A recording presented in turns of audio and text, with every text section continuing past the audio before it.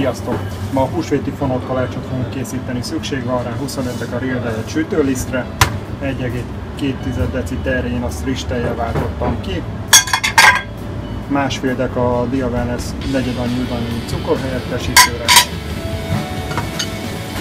2 egész tojásra, másfél dek a élesztőre, és 2,5 dek a szobahőmérsékletű vajra.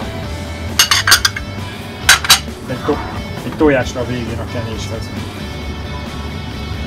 Ezt kézzel összegyúrjuk, hogy minél több levegő jusson a tésztával, ezáltal lesz levegősebb a tészta.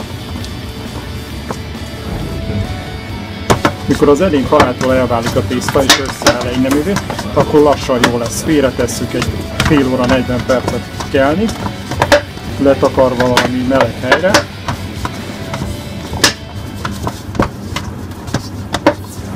Amikor a tészta kétszeresére megkelt, kiborítjuk,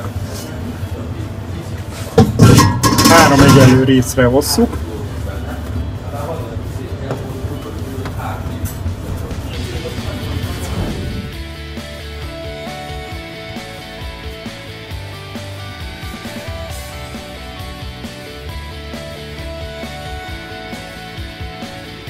a 3 egyenlő részre osztott tésztából vékony tésztacsíkot sodortunk, és utána összefonjuk.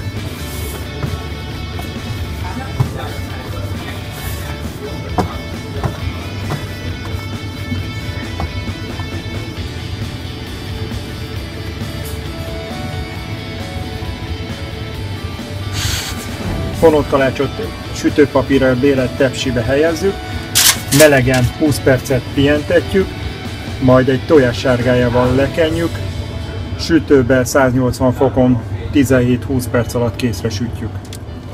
20 perc után, miután újra megkelt a tészta, tojássárgájával jó alaposan lekenjük, és mehet az előmelegített 180 fokos sütőbe.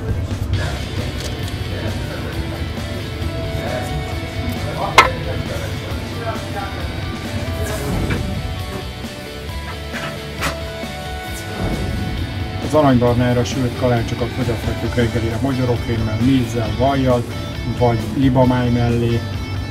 Fogyasszátok egészséggel!